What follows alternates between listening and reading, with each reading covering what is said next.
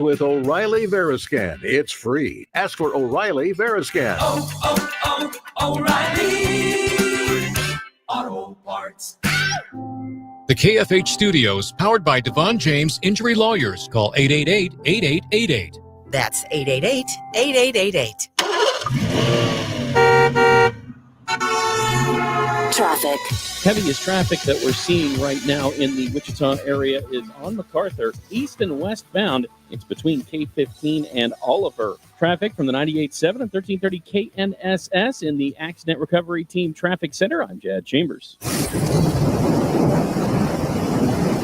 Weather.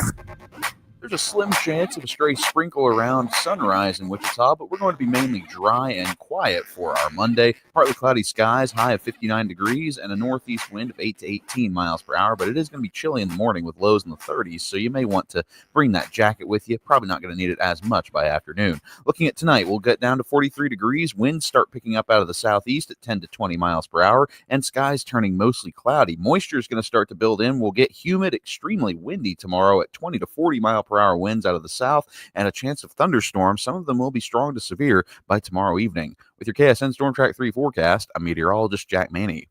Kansas Fan Headquarters, 97.5 and 1240 KFH Wichita, KNSS HD2 Clearwater, and Odyssey Sports Station. Hey Wichita, it's Jacob Albrock. Stay right there for the latest breaking in sports talk. It's Sports Daily, coming up next exclusively on 97.5 and 1240 KFH. I'm Chris Sylvester with NFL Network Now on the Westwood One Radio Network. The Titans remain on the clock with the number one overall pick in the upcoming NFL Draft. Head coach Brian Callahan tells NFL Network insider Tom Pelissero at the annual league meeting everything's still on the table and have a short list of players in contention for that pick, including QBs Cam Ward and Shedeur Sanders, two-way player Travis Hunter, and pass rusher Abdul Carter. Meantime, the Jets are big believers that Justin Fields is their answer at quarterback after recently signing him to a 2-year, $40 million deal. New head coach Aaron Glenn telling NFL Network insider Judy Batista Fields is ready to break out as a top-notch quarterback, and they'll do whatever it takes to make sure he does a good job out there. The Bills and cornerback Christian Benford agreeing to terms on a 4-year, $76 million extension, according to NFL Network insider Ian Rappaport. This has been NFL Network Now on the Westwood One Radio Network. On the battlefield, there's a saying America's military men and women live by. Never leave a fallen warrior behind, ever. Off the battlefield, Wounded Warrior Project operates with the same goal. Wounded Warrior Project was created to help our men and women returning home with the scars of war, whether those scars are physical or mental. Wounded Warrior Project. We never leave a fallen warrior behind, ever. Learn more about what we do at woundedwarriorproject.org.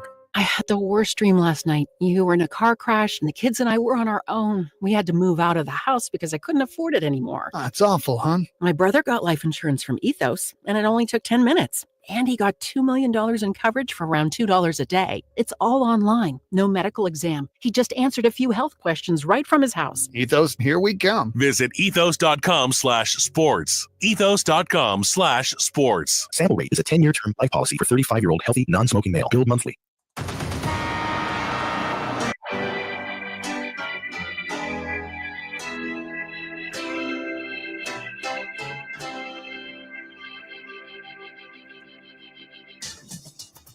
Now, from Wichita's most listened to sports radio, 97.5 and 1240 KFH. This is Sports Daily with Jacob Albrock and Tommy Kester. Well, hey there, everybody. Happy Monday to you. We are back live from 7 to 11 here this morning. Jacob Albrock, Tommy Kester. Glad to be with you on Sports Daily. Thanks for tuning in on KFH. Thanks for watching on 12 News Connected, on Facebook, on YouTube, and on X. Thanks for listening on the Odyssey app, if that's how you take in the show. We're glad to have you here. Max Power producing. He's got your calls at 869-1240. We are on to the Final Four on the men's side. We will talk about it. Our last remaining team in Division I is down. The K-State women fall in the Sweet 16. Thoughts on that? And the Royals, an opening weekend. Now we can look ahead. Now we can begin to look into and dig way too deep into Major League Baseball with day baseball returning for the Royals today. Tommy, how are you? I'm good. I want to know how you are. You had your big 40th birthday bash over the weekend. That's right. Are you hanging in there? You feeling Yeah, okay? you know, I did good. I would behaved. We had some early morning second grade soccer to get to yesterday, and I knew that was going to be rough. I didn't want to be too rough, so I did pretty good. It's more of a, I don't know how I feel about being in this decade now, and like saying that out loud, even though I knew it was coming. That's a little strange. So I'll probably be a lot more mature now. Probably won't think farts are as funny. Probably, I don't know. I don't know what you do when you're 40. What do you? Well, I mean, I don't know. I'm not there yet. Start You're eating older than dinner I at am. 4:00 max. Gonna I mean, say what? you'll- Like I don't. I don't You'll know. head to the Cracker Barrel at 4:30 and get the early bird special. Turn Matlock on TV. Murder. I She do Wrote. like an early dinner. I'll tell you. Like we don't have a problem at all hitting early dinner like that. But that started a long time ago. Now it's great. Thanks everybody for the happy birthdays and everything else. It's fun. It's fine. It's fine. Nothing. No need to worry. No need to panic here. Nothing. I don't need to go buy a sports car or anything else. I just need to keep rocking and rolling. Pretty lucky dude. Basketball, Tommy. That was a good way to just kind of kick back yesterday, and was a little sleepy yesterday, but just kind of kick back, watch some basketball, watch some baseball. It was nice. I don't know. The Elite Eight games were pretty good. They were pretty good, but we've been on a collision course for these four teams for a very long time. We've talked about it for a very long time. There's a sort of a group of teams here this year that felt like they were good enough. I think we saw that represented pretty well in the Sweet 16. These four have been the top of that group. I saw something yesterday. It was Matt Norlander that put it out. We're looking at a Final Four that includes 4 of the top 10 KenPom teams of all time. So none of this should surprise us. Like I had all the ones in the Final Four. It's been a long time since I've gotten a Final Four right, and I certainly, when you go through a bracket, and you're like, yeah, I got all 4 ones. You're like, ugh, like what is that? What is this? The third time ever that's happened? Yeah, I mean, second time since 2008. That was the KU championship year. So it's been a long time since that's happened. What I think is really interesting about all 4 of these teams is each one of them does it in different ways. Like they're not a carbon copy of each other. You've got the discipline and the routine and just the strategy from Kelvin Sampson in Houston. You've got the blue chip talent with Duke. You've got the toughness with Auburn, the high flying shooting abilities of Florida. Like all 4 of these teams have their own individual identities.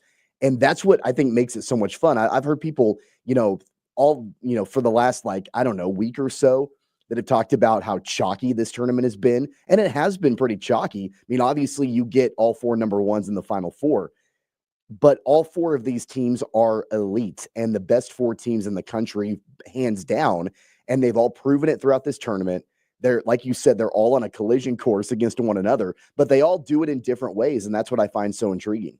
And they're just really good teams, right? Like they're different. Yeah. Like I'm with you. Like these 4 have been great. And we'll dig into this in just a few minutes, because I think, again, this narrative is spinning out there. I was talking to some buddies about the brackets and everything. And the answer is, it's just NIL. This is what it's what we get with NIL. Like, what does that even mean? Like, I don't understand that at all. So because a lot of people say it. I think it was Jay Williams up there saying it. And I'm like, okay, there's one top NIL guy in this Final Four by my count, and it's Cooper Flag. That's it. Like, go look at the NIL lists. Go look for these players. Okay, so we'll dig into that a little bit. A lot to talk about with the tournament. I think it's been a really good tournament. I think we are seeing the results of what we saw all season long in college basketball. We'll talk about the Royals too. Opening weekend, dropped 2 of 3 to the Guardians. And none of it's surprising, I don't think, with what we saw with the Royals at all. I think it's pretty, expected outcomes when you look at the circumstantial evidence, but there are certainly some things to dig through. We got all kinds of stuff. Baseball's interesting. You got torpedo bats in New York. They've hit more home runs through 3 games in the open a season than any team ever has. And they've got these torpedo bats now. And it's like, how quickly do the rest of baseball get torpedo bats, right? Like, there's a part of it that they're playing in Yankee Stadium and the short porch, and then you've got torpedo bats, and then you've got the fact that they're going to be good at hitting home runs anyway. But yeah, like, it's one of two things will happen. Either Manfred steps in on the torpedo bats, or everyone's going to have torpedo bats in about a week. Well, and this is how much of an idiot I am. Last night, I'm watching Sunday Night Baseball, and they're showing a picture of the bats from last year and the torpedo bats from this year side by side. And I'm looking at it, and I'm like, they look like the same bat to me. I know they're different.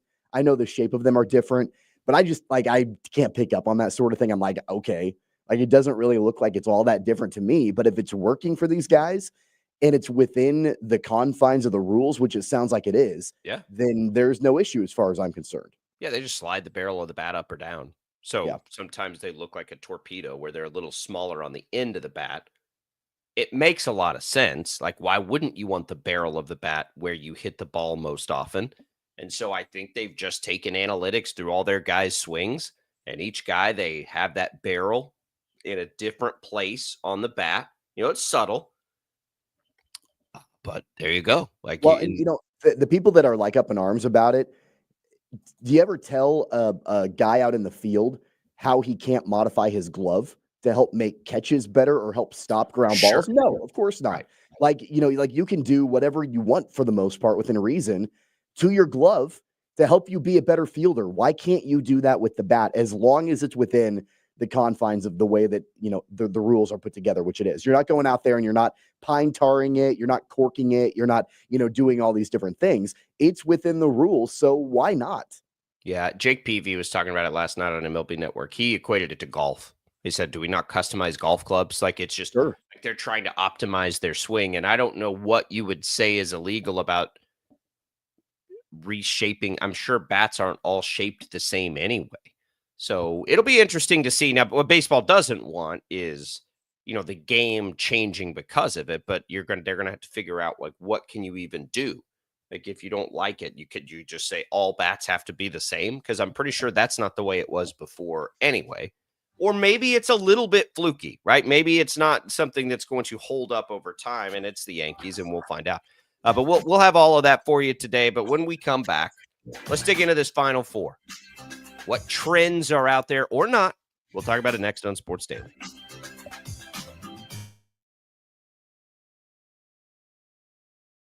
$66 counties, 4 regions, and 1 weather team that you can trust. Find Storm Team 12 every weekday at 5:30 on the KSCW.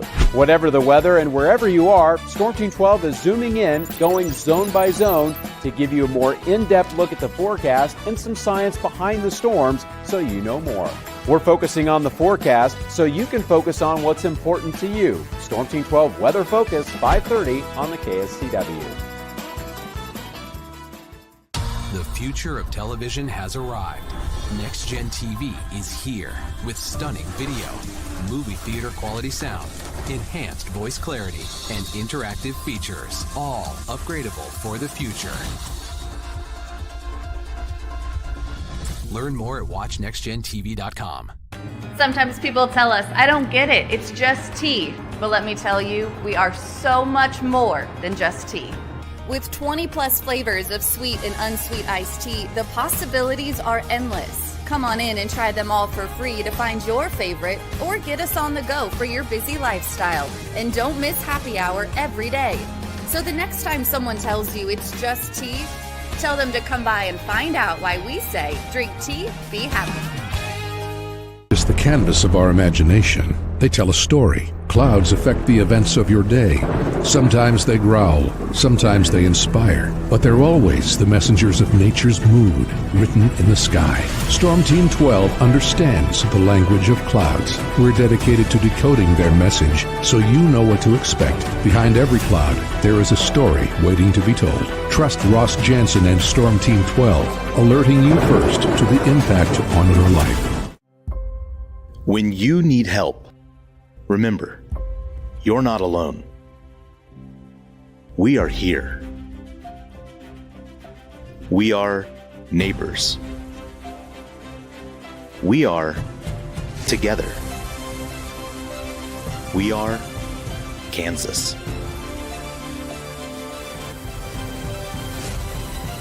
We are 12 News. They say What is GMFB overtime? It's Peter, Jamie, Kyle, and Akbar breaking down the NFL 5 days a week. It's okay to be excited. It's this, that, and a whole lot of. It's football for everyone. Weekdays at 10 a.m. on KSCW. Are following a breaking update. every day, all day, stream the stories that have you talking near and far. Whoever is behind the wheel of this bus is not stopping. From hundreds of local reporters and meteorologists spanning the country. Chaos here this morning at the UW campus. Search LNL for the all-new Local News Live streaming app. Make yourself known now. 83101 in traffic pursuit. Oh my God, here. Investigate TV Plus begins with real people. We investigate stories that impact you. And inspire change every day. Something is broken. Real problems Why are they hiding it? and real solutions. My daughter was dying in front of me. What was your reaction when he said that? Investigate TV Plus, weekdays at 3:30 p.m. on KWCH. Sometimes people tell us, I don't get it, it's just tea. But let me tell you, we are so much more than just tea. With 20 plus flavors of sweet and unsweet iced tea, the possibilities are endless. Come on in and try them all for free to find your favorite or get us on the go for your busy lifestyle. And don't miss happy hour every day. So the next time someone tells you it's just tea, tell them to come by and find out why we say drink tea, be happy. Mornings are busy. We're here to make your mornings better. We report the stories that affect you. 3 more hospital lies from contaminated apple juice just a day after the FDA issued a recall. We're here to make your mornings better. Closing east and westbound lanes of K96 for repairs. With 12 News, you're prepared for your whole day. Scattered thunderstorms across the state into the afternoon. Stay a step ahead with 12 News this morning on KWCH and KSCW.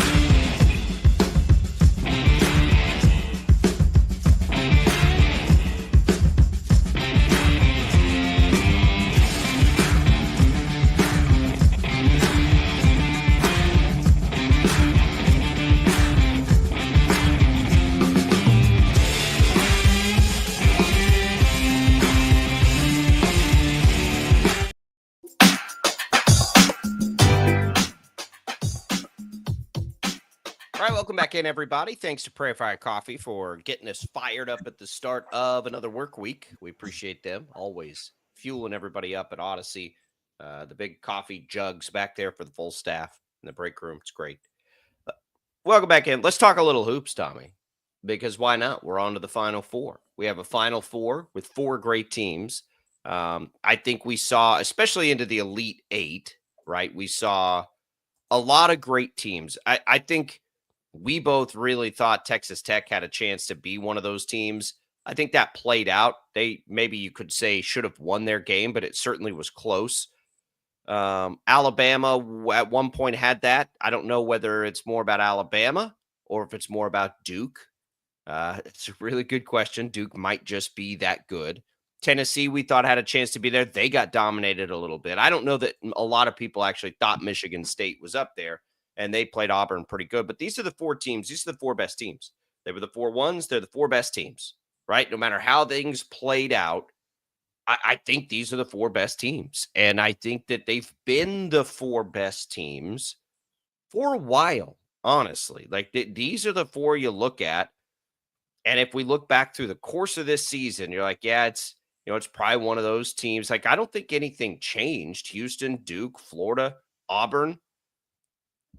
We've thought that for a long time.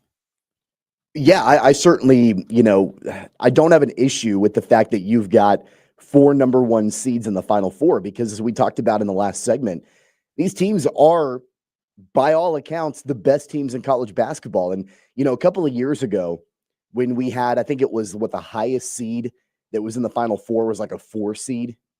Was that the year that that's No, sorry, 2 years ago. You're right. Yeah, last year was 2 years ago. Yeah, UConn and San Diego State, right? Weren't they in there? Yep. And then was that UAB. the FAU? UAB, yeah. So No, sorry, you're right. You're FAU. FAU, yeah, like that year, like you knew that you were gonna have it was gonna be fun because you had teams that you weren't expecting to be in there, but at the same time, you kind of I felt a little robbed. I'm like, well, I don't know if we're gonna get to, we're not gonna get to see the best team in America. We're gonna get to see the hottest team in America, the team that's gonna run their way through the tournament and upset teams and things like that. And that's fun. It's a different kind of tournament. But I really like this for the sheer fact that I'm not sure that there are 4 better teams that could have, any kind of argument to be national champions. And I think that there are obviously 2 seeds and 3 seeds and things like that made good runs and everything. But at the end of the day, the cream rises to the top and it's the 4 number 1 seeds. And I've got no issue with that at all. Let's go back and look at that tournament that you're talking about. Kansas was a 1 that year, I believe. There weren't we didn't feel that way about that Kansas team. I don't think. You had Houston as a 1 that year. I'm looking at that bracket. Miami was the other team that got in, by the way. Alabama was a 1. Purdue, that was the year they lost as a 1 in the first round. I don't remember looking at any of those teams outside of maybe Alabama that year where you were like, oh man, like that team is great. Houston was 31-3 that year. So they were, they had a really good year. But just like they did numbers through KenPom and the analytics yesterday, none of those teams were top 10 all-time teams. We have 4 by KenPom. And again, it's not the end all be all, but it's a good baseline. 4 of the top 10 teams in the way they've played this year ever in this Final Four. So we don't always get one of those teams. Last year, we certainly did with UConn. And the way and again, that's not based on roster. That's not based on how much they spend in NIL. That's not based on anything other than that's what played out over the course of the season. We had some elite teams this year, and they just happen to be these teams we've got in the Final Four. There's nothing wrong with that. Again, this has only happened 3 times. And it's only happened basically once in the last 20 years. You mentioned it. 2008 was the last time we saw this. So it doesn't happen that often. Can we just appreciate what we're seeing now? That there are 4 amazing teams? Because it doesn't matter whether we're talking about Flory Badunga entering the transfer portal. It doesn't matter that we're talking about 4 number 1 seeds getting in a chalky tournament. Doesn't matter about it. Everyone's like, oh, this is NIL now. It's NIL. I'm like, no, it isn't NIL. Like, yeah, it's probably the transfer portal as much as it is anything, because these aren't a lot of players that spend all of their time in one program. Tommy, I pulled up On3's list because I don't even know how you track this stuff. But I've got On3's list of the highest NIL valuations right now in college basketball. Cooper Flagg is in at number 1, and his is significantly higher than everybody's, as it should be if you've ever seen him play basketball and then watched any amount of basketball in your life. You can see that he's that kind of player. He's incredible. Incredible. I'm looking at the rest of the list. You've got to go down. But we'll just scroll a little while here because the next highest guy that's in the Final Four is also from Duke. He's a freshman. And he's down at number 23. And then you just keep going for a little while. And then Duke has the next highest at 32. And Isaiah Evans, I don't even think these guys are contributors yet, by the way. And then you just keep going and you keep going and you keep going. There's another Duke player down at number 49. Oh, nope. That's Arizona, not Auburn. Tricked me. Like, they're not, these all aren't NIL guys. There's an Auburn player down at like 60. So, like, can we stop with the NIL nonsense? These are not all just high-paid NIL guys, not even compared to the field. to their peers, to the tournament. They're just really good teams. They're really good teams, and I mentioned it before. They all do it differently. Duke has the blue chippers. Duke has always had the blue chippers, and they find the ways to get that talent. And sometimes it comes to fruition, sometimes it doesn't. John Shire has built a program the way that he wants to. He's kind of gotten out of the shadow of Krzyzewski over the last few years, and that's great for Shire to be able to get guys like Cooper Flagg and Malik and Tyrese Proctor and like these guys that are on this roster that can all come together, that are blue chippers. Most of them are blue chippers, and they just have this talent. They just have this athleticism, and that's what has driven them. I know that Auburn and Florida, their matchup is going to be a lot of fun because you've got gritty defense from Auburn and you've got big time scores with Florida. So I know that that's going to be a fun game because of that. But man, this Houston Duke matchup is going to be incredible. It's going to be incredible. You've got the nation's best offense in Duke and the nation's best defense in Houston going up against each other. And I would have been more concerned for Houston had they not clamped down on Tennessee in the Elite Eight game. I mean, they kind of slapped the Volunteers around. And Houston hadn't done that in the previous couple of games. Like, they were finding ways to win. They beat, was it Purdue? Did they beat Purdue by like 2 points or whatever it was? Like, they were kind of squeaking by. Yeah. Right. And so had they limped their way into the Final Four, even, beating Tennessee, but maybe not looking great while doing it, then I would have had some concern about them taking on Duke in the Final Four, but they crushed Tennessee.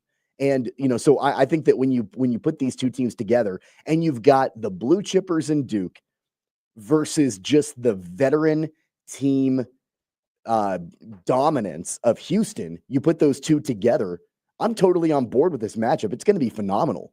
It is. Houston's going to be, look, Duke is an absolute juggernaut right now. Like, they just are.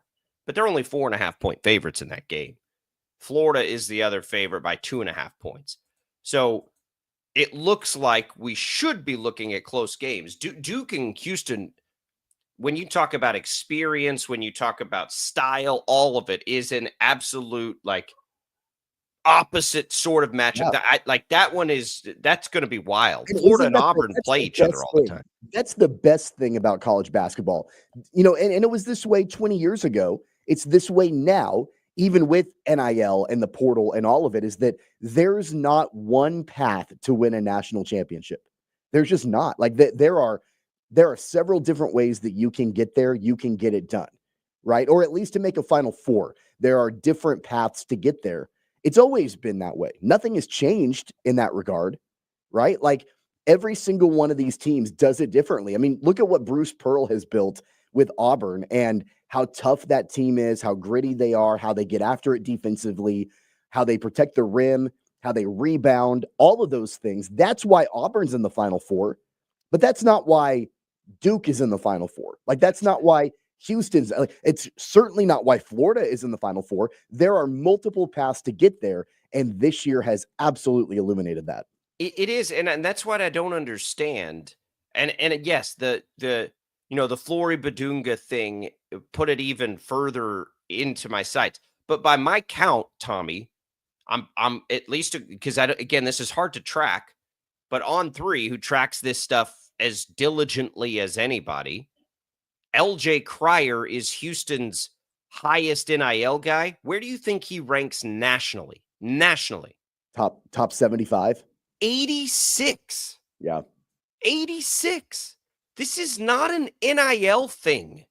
Like, we got to stop with that nonsense. Like, it's ridiculous. If NIL was the end all be all of college basketball, Rutgers, is going to the national championship next year, and they're not. So, like, we can't see it. It bugs me because we've got this great tournament with 4 legitimately all-time great teams in, and all you hear about is, oh, this is NIL. There's 4 number ones, and it's like, that is like that. Like, just look, like, that couldn't be less true. These are not Duke has tons of NIL money tied up into this roster. Comparatively, that's it. Like the rest don't. It works. It works for them, right? And Well, sure. you've got, and I think that's the discussion with NIL is that, it shows like the haves and the have-nots, and all it does is kind of like pull up the shade on the haves and the have-nots. Like it brings it into the light. Duke has always been one of the haves. Kansas has always been one of the haves. Kentucky has. North Carolina has. Like the blue bloods always get the players. And you know what? Under the table, behind the scenes, illegally, they've paid for the players. We just haven't known about it. Like this is the way it always has been. But we've known about it. We just have ignored. Right. But you go about, you go look back on the last, 30 years of national championship teams. It's not all blue bloods. Like they're not all winning the national championships. You've got other teams that are getting in there. They're, either they're making it close or they're winning it all, but they're not all blue bloods. There are multiple different ways to get there. Last year, we talked about the 2023 Final Four. Okay, so let's just go back in history 2 years. And you had a 5, a 9, a 4, and a 5. Okay, last year, you had a 1, a 4, a 1, and a 10, or an 11, sorry. The champion last year, who was the most dominant college basketball team as far as making it through a season we've seen in a long time, UConn. I don't have 2024's NIL dollar list in front of me, but UConn was not at the top of that list. Okay. Like they were just a great team. And now we've got 4 great teams. There happen to be 4 of them. They happen to all play their way through the tournament. Florida almost didn't get there, skated by. Houston almost didn't get there, skated by. Duke is the team who hasn't been thoroughly challenged yet. But like this is like the narrative that is being spun is not true at all. It's not even like a subjective. It's objectively not true. The transfer portal is a different story. Okay? But the transfer portal is a totally different thing than NIL. NIL has nothing to do with the transfer portal other than guys think they can go into the portal and make a bunch of money. But I think it's more about, look at LJ Cryer. Look at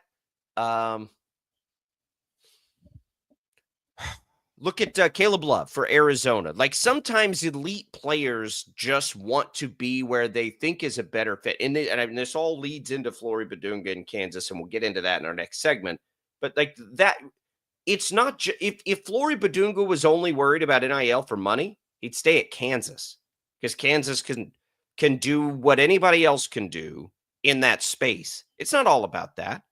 And whether we think it's okay or not that these guys are leaving, like it's a totally different discussion when we talk about, can coaches develop players? Can they keep them for a long time? Well, Houston's in the Final Four and they have built a powerhouse program through that kind of stuff. UConn won back-to-back titles because Hurley was able to keep guys in the program and buy in for a long time. Kansas, it wasn't the right fit, but has kept like 60% of their roster 2 years in a row. So it's not all about, it's all different. It's all like, there are so many ways to put together now great teams in college basketball. And no matter how you put them together, we've got 4 teams that are great, that are like all-time great in the Final Four. And we should be fired up for that. But it's just, this is the way it is now, NIL. No, look, I think that, the one thing that gets slept on a lot when you're looking at national championship teams, and it really, I don't think it's being talked about quite as much this year because all the attention is on NIL and portal and blah, blah, blah, is take a look at the names of head coaches that have won national championships in the last 20 years. And there are exceptions to this rule. There's a couple on this list, but you're talking about guys like Dan Hurley most recently, Bill Self, Jay Wright, Roy Williams, Mike Krzyzewski, Rick Pitino, John Calipari, Jim Calhoun. When you look at the 4 teams that are in the Final Four right now, what name stands out amongst those 4 in comparison to the coaches that have won national championships in the last 20 years? It's Kelvin Sampson. It's Kelvin Sampson. Like out of the 4 guys that are left, Yeah, I agree. it's Sampson, right? And like, I think that experience and the kind of coach that he is, that's underrated. That doesn't get I think that Bruce kind of Pearl's attention. there with him. Bruce but Pearl is probably, I'd put him second. I'd put him right down from Sampson, but I think Sampson, as far as the way that he coaches his team and the program that he's built, is better than Bruce Pearl. And then I like John Shire too, but I think he's still maybe a little bit, I mean, he's got a ton of talent, right? And I wouldn't be shocked if Duke wins a national championship, but as far as coaching chops, I don't think we know that quite yet. And then Todd Golden, I think the jury is still out also. Like we don't know much about him either. So out of those 4, like it's underrated because you don't talk about like it's the top tier guys that are winning national championships basically year in and year out. When you can focus on like, paying these players a crap ton of money and bringing them into your program and the NIL budgets, when push comes to shove at the end of the day, it's Hall of Fame caliber coaches that are winning national championships. It is. And it's that way in football. And it's, like, yes, the resources, they're figuring out ways to get there. But to your point, and a point we made a million times, that's always been the case, right? Like they've always, like those teams have always had, when you talk about Duke and Kansas, like they've always had inherent advantages. When you're in football and you're talking about SEC schools, of course they have. Players have been paid forever. NIL puts it to the forefront, but players have been paid forever. That's not different now. It's organized. We can see it, right? How does it all tie into the portal, though? We'll talk about that next. A big one for Kansas. Don't go away. More Sports Daily right after this.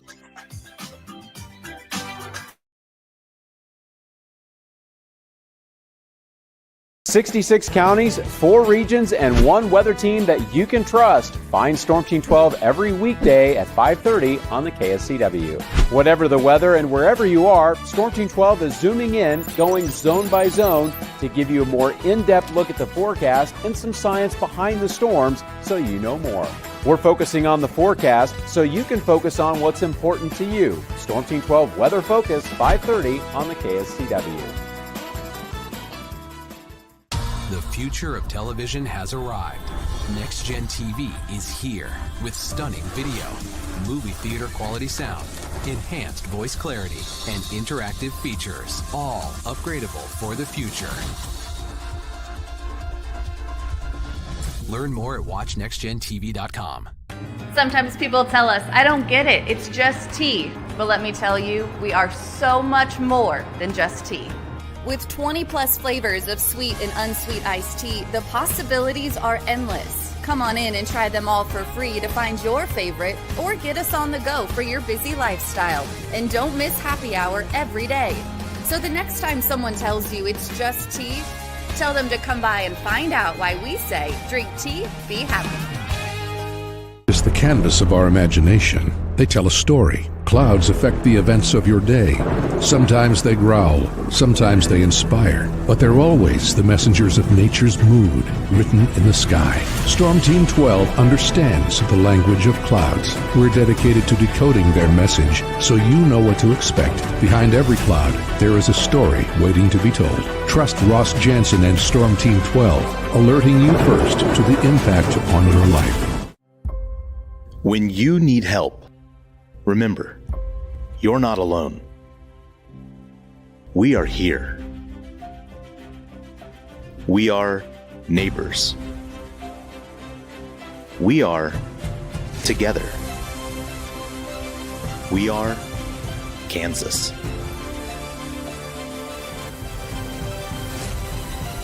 We are 12 News. They say, what is GMFB Overtime? It's Peter, Jamie, Kyle, and Akbar breaking down the NFL 5 days a week. It's okay to be excited. It's this, that, and a whole lot of... It's football for everyone. Weekdays at 10 a.m. on KSCW. are following a breaking update. Every day, all day, stream the stories that have you talking near and far. Whoever is behind the wheel of this bus is not stopping. From hundreds of local reporters and meteorologists spanning the country. Chaos here this morning at the UW campus. Search LNL for the all-new Local News Live streaming app. Make yourself known now. 831001 in traffic pursuit. Oh my God, here. Investigate TV Plus begins with real people. We investigate stories that impact you. And inspire change every day. Something is broken. Real problems. Why are they hiding it? And real solutions. My daughter was dying in front of me. What was your reaction when he said that? Investigate TV Plus, weekdays at 3:30 p.m. on KWCH. Sometimes people tell us, I don't get it, it's just tea. But let me tell you, we are so much more than just tea. With 20 plus flavors of sweet and unsweet iced tea, the possibilities are endless. Come on in and try them all for free to find your favorite or get us on the go for your busy lifestyle. And don't miss happy hour every day. So the next time someone tells you it's just tea, tell them to come by and find out why we say drink tea, be happy. Mornings are busy. We're here to make your mornings better. We report the stories that affect you. 3 more hospital lies from contaminated apple juice just a day after the FDA issue a recall. We're here to make your mornings better. Closing east and westbound lanes of K96 for repairs. With 12 News, you're prepared for your whole day. Scattered thunderstorms across the state into the afternoon. Stay a step ahead with 12 News this morning on KWCH and KSCW.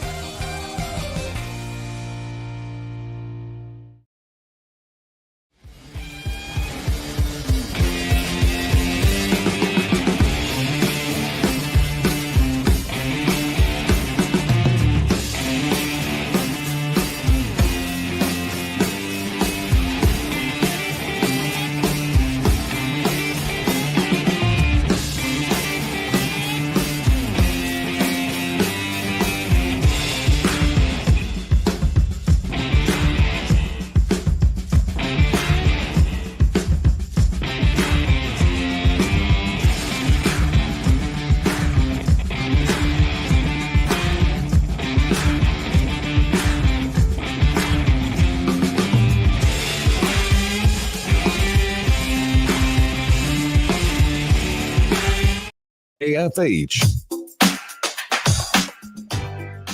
right, welcome back in, everybody, to Sports Daily. Jacob Albrock, Tommy Castor here, Max Power producing. We're glad you're with us on a Monday morning as we get ready for a Final Four. Some other big news that we always must follow now in the transfer portal. K-State, nobody in yet, which might be as surprising as any transfer portal news that I've heard this offseason. And I don't know yet what to make of that. But nobody's in yet for K-State. Interesting. Wichita State loses a big one in Quincy Ballard, and they are, having conversations, according to a lot of reports, with some, upper tier, mid-major, smaller conference players that they're trying to bring in. I don't mind the strategy. I think that's probably where Wichita State needs to live until they get where they need to be back to it. And then maybe they can take Memphis's approach and sort of look around the best of, their peers, basically. And then you've got Kansas. We already know Kansas is losing most of its team, right? Just through graduation. Hunter Dickinson, KJ Adams, DeJuan Harris, all going to be gone just because they've graduated. So then you look to next year and you think, okay, what are they going to build around? And forever we've thought Flory Badunga, right? Rakees Passmore's in the portal. Not that surprising. Flory Badunga goes in, and that does surprise everyone, probably including Kansas. I told Tommy over the weekend, I would bet you $1 he's back, but I think it's probably 50-50 at best right now. Again, like you look at these situations, everyone's like, oh, NIL. I don't think he's leaving Kansas because he wants to make more money. He can make money at Kansas.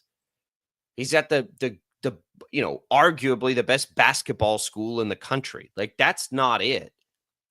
It's about more likely, and I haven't talked to Flory Badunga, so I don't know, but I can read between the lines.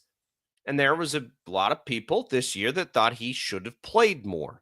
but he's behind an All-American center, so I'm not sure what you're supposed to do. And he did look like a freshman out there a lot of times this year.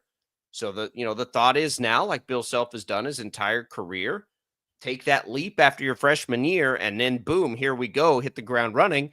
But I think Flory probably was not thrilled about the way he was used all year. And so he's going to enter the portal and see what's out there. Again, I think ultimately he'll come back, but you never know. Like, I'm just guessing at that point. But he's in, Tommy, and here we go. I think that's exactly what it is. I mean, I think you hit the nail on the head there. I think that it's a lazy narrative when you hear he entered the portal and the first thought from people is, oh, he wants to make more money somewhere else. And this is the terrible thing about the portal. I don't think that that's it at all. Because to your point, if anybody can pay him, Kansas can pay him. Sure. So it's not, I mean, maybe he's trying to leverage Kansas a little bit, and that could very well be it. I mean, if it is about money, that's probably what it ends up being about and the strategy behind all of it. But I'm with you. I don't think it's about money. I think that he and his camp were frustrated and upset with his usage this season. And you know what? Honestly, rightfully so, in my opinion, because he played quite a bit when KJ Adams went down with that injury. He played alongside Hunter Dickinson and was very productive collectively in those games that he started when KJ Adams was hurt.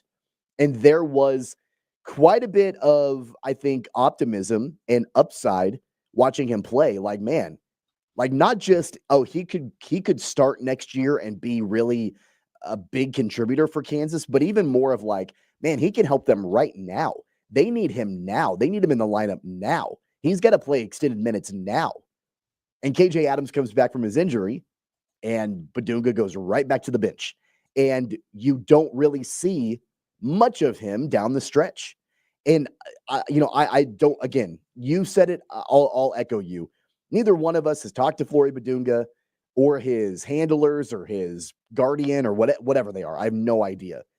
But at the end of the day, I could see them being like, man, we felt like Flory was misused or not used enough or whatever. And there could be a good program out there where he will be the guy, be the dude. And, could he very well be the dude next year for Kansas? Sure. But I don't think it's the wrong thing in their mind to at least test the waters and see what else is out there. It's fine because it's the structure that we're currently in. I think, again, like if you ever get to the point I think we should be, which is contracts and basically players have to stay at least 2 years, I think a lot of this would get solved because we don't know if Flory can be that dude yet with Bill Self because he hasn't had the chance to be. And I mean, look, if I'm his handler or whoever, I just open up a history book real quick and look at the bigs that have come through Kansas. And then I look around the rest of the country and be like, well, who's coaching bigs better than Bill?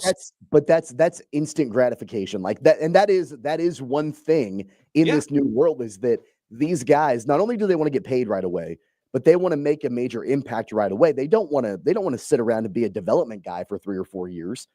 They've been told their entire, childhood and high school and recruiting process that they're studs and that they can come in and make a major impact right away.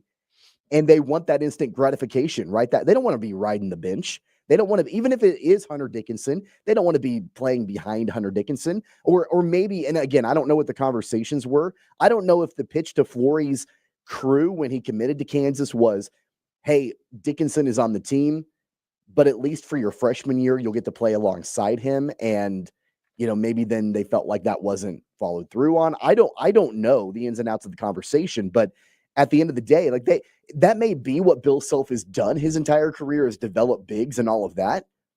That's not the world that we live in anymore. These guys want to play and have an impact right away. And that's great. And more power to them.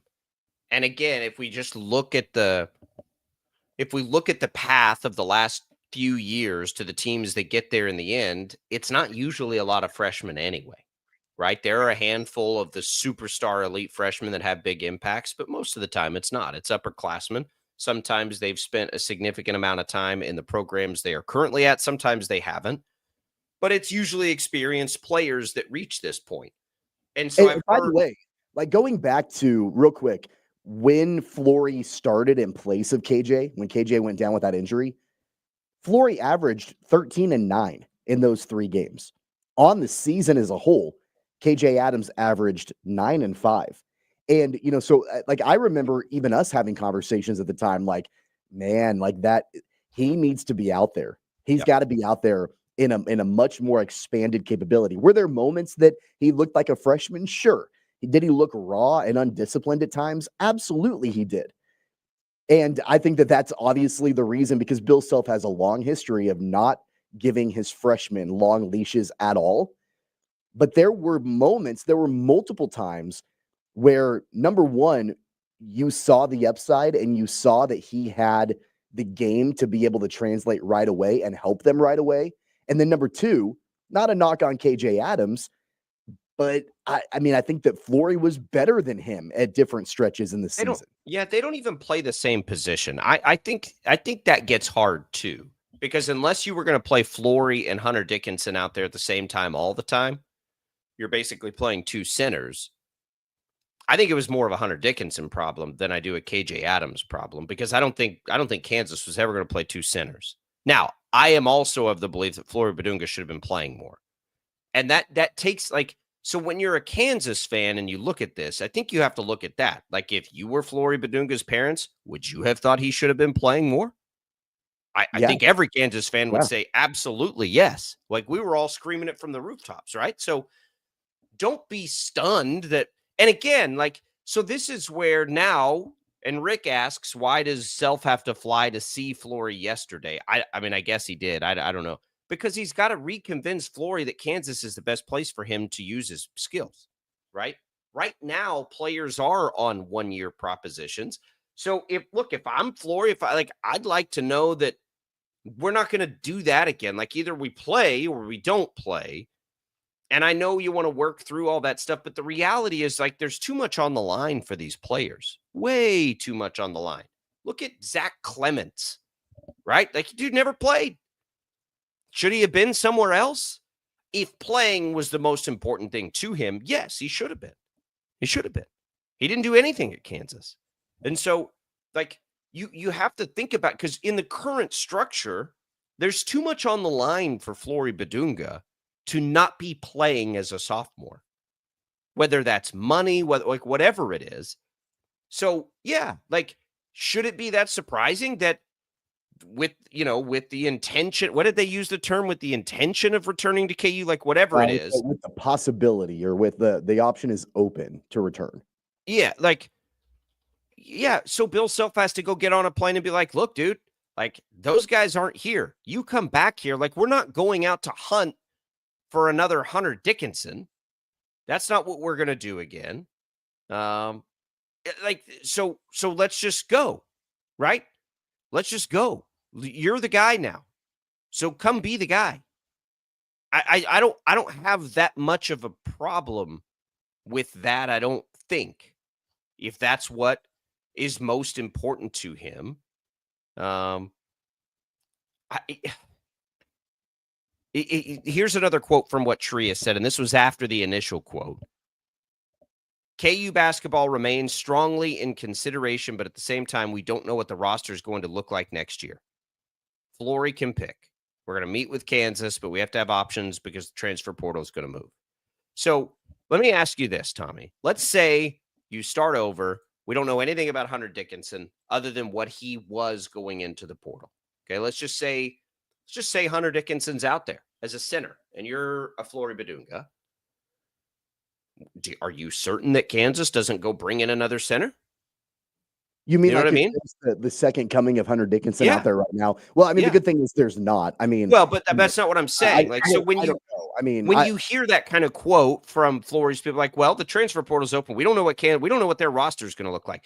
I think what you can't have, if you're, and again, I'm not advocating for any of this. I'm just trying to understand why.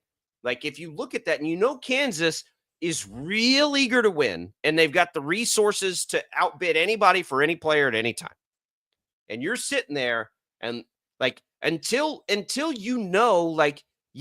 going to, like, this is what we envision for you right now. We're not going to the portal to shop for another center. Like, that's your role. We want you to do that. You sat behind Dickinson. We love you. Like, is it so bad to want to hear that? But shouldn't that conversation have already been had?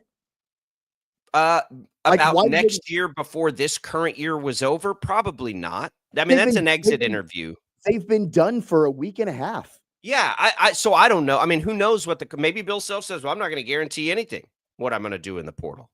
Until I guess I get it. If he said that, well, I know, and I'm not saying shooting yourself in the foot. Like, that's a stupid thing to say to Flory Badunga. Bill Self's honest with his players. Like, I get it, but when what other options do you have at center? Like, why would you say, well, I don't know what we're gonna do at that position? No, like Flory is your guy. Like, you don't bring Flory Badunga in unless he's going to be the heir apparent to Hunter Dickinson. So why would you not give him clarity on that? And maybe he did, or maybe they didn't talk at all. But that conversation should have already been had. Right. And maybe they didn't like everything that they heard either, which is possible. But it's all, look, we're just going through it. I'm not advocating for any of it. I hate it. Like, I wish he was just coming back. I'm just trying to understand why and then understand the bigger picture. We'll continue that conversation. We'll get into it. We got some baseball talk coming next hour as well for you. Don't go away. More Sports Daily coming right up.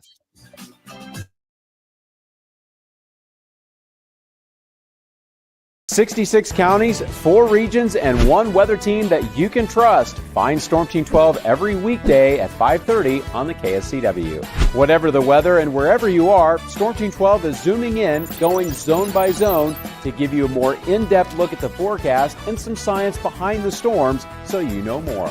We're focusing on the forecast so you can focus on what's important to you. Storm Team 12 Weather Focus, 5:30 on the KSCW. The future of television has arrived. Next Gen TV is here with stunning video, movie theater quality sound, enhanced voice clarity, and interactive features, all upgradable for the future. Learn more at watchnextgentv.com. Sometimes people tell us, I don't get it, it's just tea. But let me tell you, we are so much more than just tea. With 20 plus flavors of sweet and unsweet iced tea, the possibilities are endless. Come on in and try them all for free to find your favorite or get us on the go for your busy lifestyle. And don't miss happy hour every day. So the next time someone tells you it's just tea, tell them to come by and find out why we say, drink tea, be happy. It's the canvas of our imagination. They tell a story. Clouds affect the events of your day. Sometimes they growl, sometimes they inspire, but they're always the messengers of nature's mood written in the sky. Storm Team 12 understands the language of clouds. We're dedicated to decoding their message so you know what to expect. Behind every cloud, there is a story waiting to be told. Trust Ross Jansen and Storm Team 12, alerting you first to the impact on your life. When you need help, remember, you're not alone. We are here. We are neighbors. We are together. We are Kansas.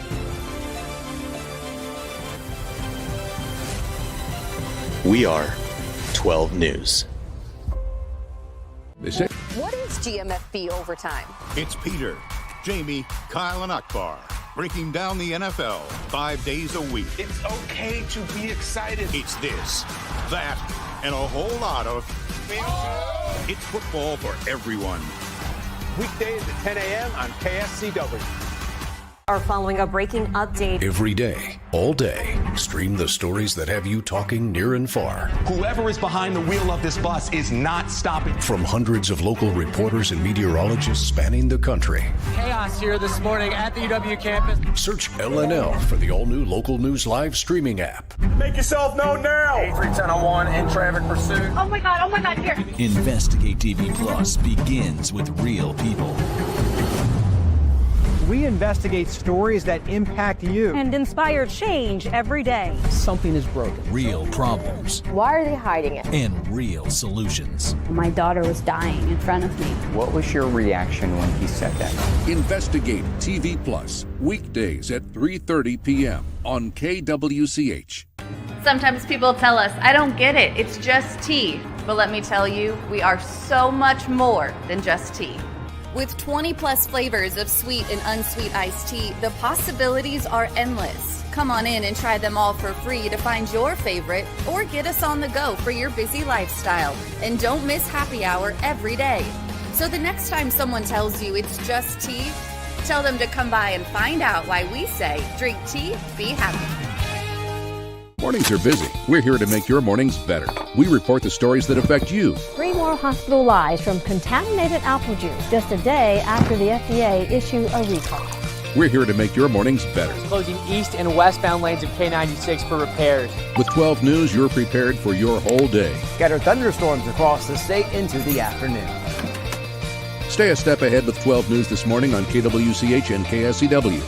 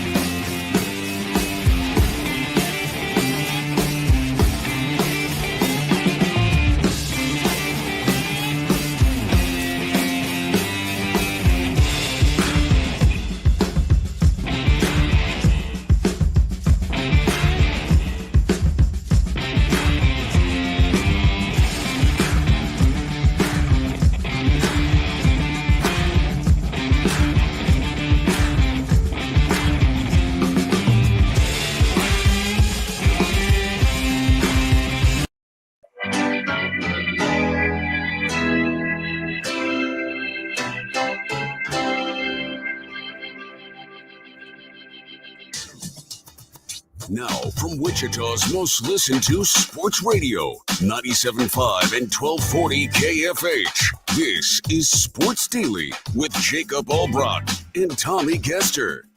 All right, welcome back in, everybody. It is Sports Daily. Appreciate Crestview Country Club for being a great sponsor of the program. Just up there the other day, having a beer, bowl of clam chowder. I was watching 2 baseball games. No, I was watching a basketball game and a baseball game all at once. It was great. It's about ready to be golf season. It's about ready for all of these great things. Give Crestview a call. They'll tell you about all the different ways you can take in all the cool things that they have going on. We appreciate their support. We are talking transfer portal. We're talking Flory Bidunga and all transfer portal news and things that are happening. Bidunga, the most high profile of the teams we watch, but we're dealing with the same thing with Quincy Ballard. Ballard, we are of the understanding, is about opportunity, right? And wanting to win. Flory's basically saying the same thing. He's just a freshman. I think what's hard about it is you just assume people aren't going to leave Kansas when you feel like the opportunity's there. But what have we heard or known or anything, Tommy, that guarantees us that Flory would be the guy next year, right? I mean, I don't recall hearing anything like that. So I just don't think we should. Why wouldn't he be? Why wouldn't he be? Well, because I don't know, because he wasn't this year, I guess. Like, and again, I'm not saying that he won't be. I think he will be too. I'm just saying, like, until you know those things, you don't know them, right? Like you don't know what's going to happen otherwise in the portal. Okay, Bill but wants to win greatly. As soon as Flory entered the portal on Saturday, he immediately became the top big man available in the country. Like there aren't other, there are other big men that are out there. Quincy Ballard is one of them, whatever, but nobody better than Flory. Like by all accounts, like he became the best big man available in the transfer portal. So there also, Kansas doesn't have anybody else on their roster to challenge him for that. Like Zach Clemens is not going to challenge him. Like they don't have anybody else to take that away from him currently on that roster. They don't have, it wasn't like there were any other, like at least so far, other big men portal guys that they've been linked to. And when he did enter the portal on Saturday, he immediately became the top guy available. So I think by like just, I don't know, process of elimination, it's pretty common sense that he was going to be the guy next year. I've told you I think he's coming back. For all of these reasons, I think he'll be back.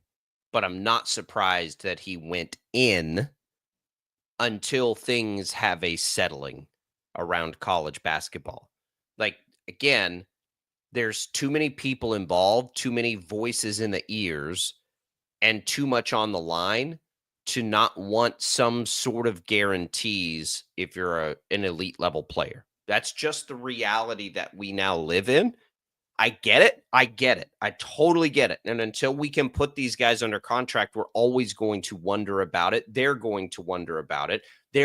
Maybe it's as simple, Tommy, as Flory just wants to know that Kansas is going to bring in a bunch of dudes that are awesome so that they can win a title. And we don't know that yet. You know what I mean? Like, there's a million different reasons, and I think he'll be back.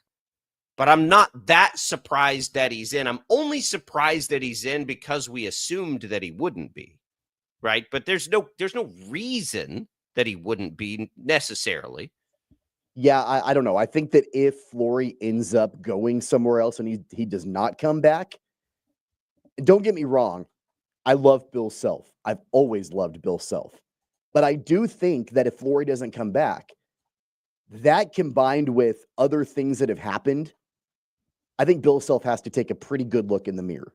Like maybe reevaluating the way that he does things a little bit, like the over-reliance on veterans, the short leash on newcomers, not letting your transfers have long leashes. I think part of the reason, and I know they had disappointing seasons just in general, but I think part of the reason why Rylan Griffin and AJ Storr never really materialized is because they knew if they screwed up, they would be right back on the bench. There was no like freedom to really go and play your game, but there was freedom for guys that had been in that program for a long time, like DeJuan Harris and KJ Adams, when those guys are making mistake after mistake after mistake. And I think we can all say that DeJuan Harris especially regressed in his final year in Lawrence.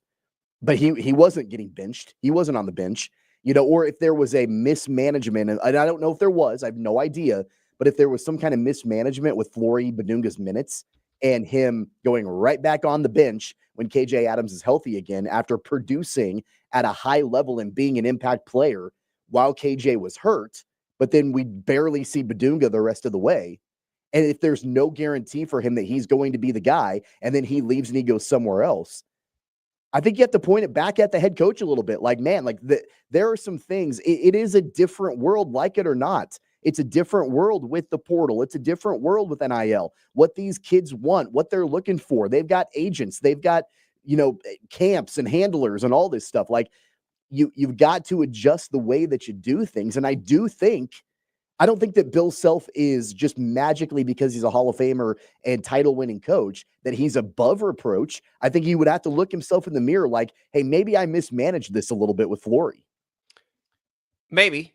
I just like it. Like I look at Houston. I try to compare this to what everybody else in college basketball is doing.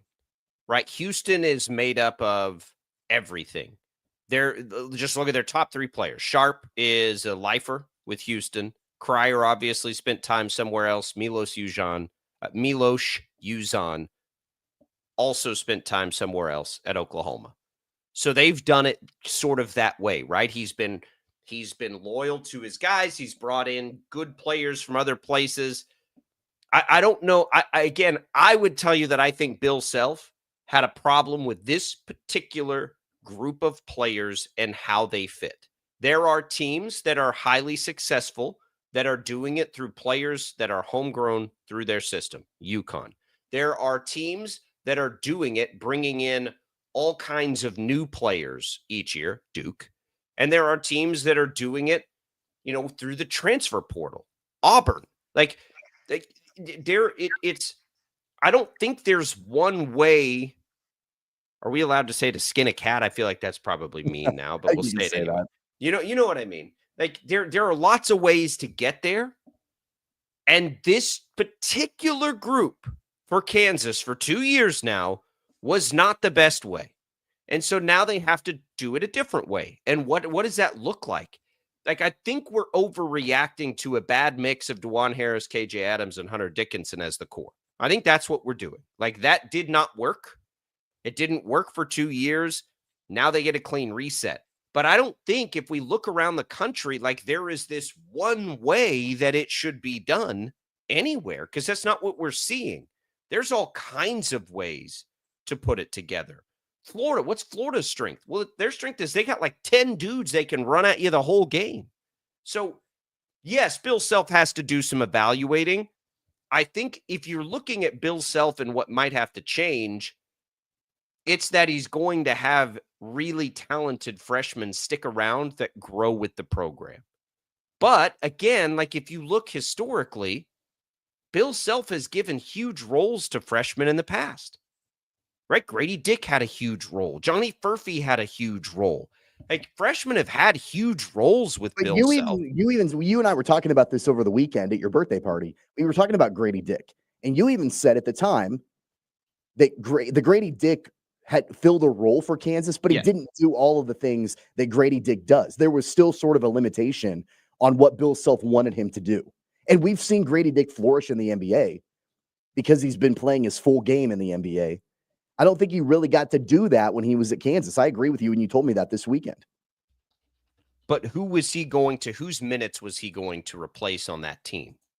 Whose shot taking or whatever else it was? And I'm not saying it's right, wrong, or indifferent. I'm not. I'm just saying, like, who loses production off of that team to clear Grady Dick to have the sort of role that he would have been capable, and had he played 4 years at Kansas, he certainly would have had by the end of it. There's no question about that. But is it Jalen Wilson? So now you don't want Jalen Wilson to be a focal point because that would be the guy. That's the problem, and I think that's the problem that Flory Badunga faced. Are you going to not give Hunter Dickinson the minutes? Hunter Dickinson's an All-American.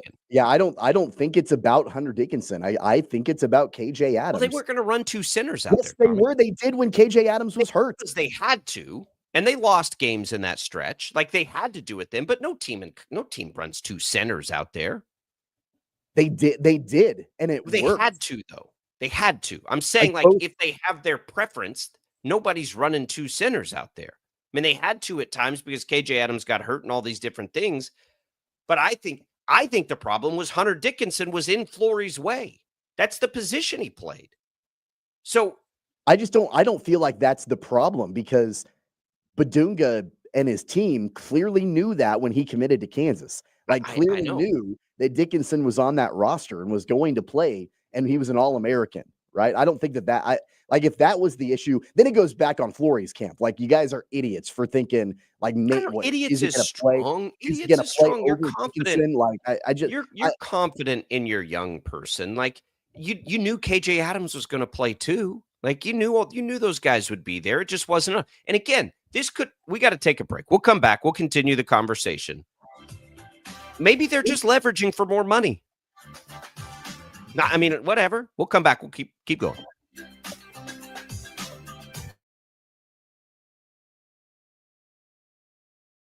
"66 counties, 4 regions, and 1 weather team that you can trust." Find Storm Team 12 every weekday at 5:30 on the KSCW. Whatever the weather and wherever you are, Storm Team 12 is zooming in, going zone by zone to give you a more in-depth look at the forecast and some science behind the storms so you know more.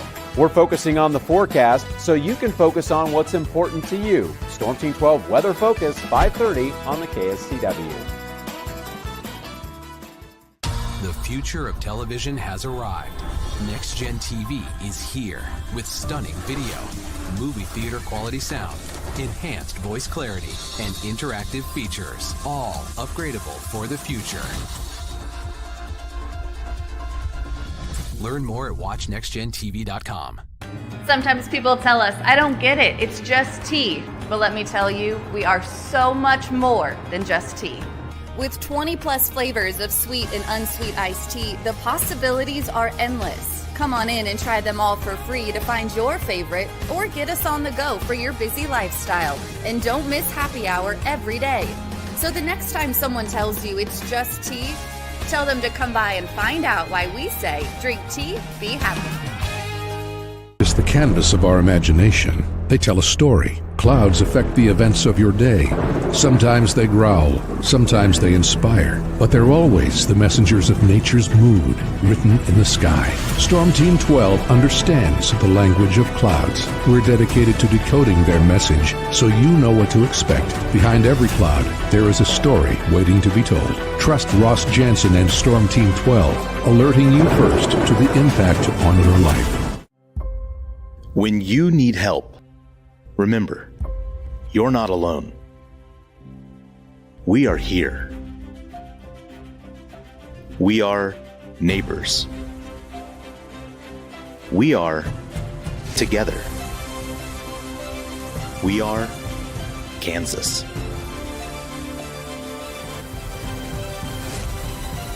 We are 12 News. They say, What is GMFB overtime?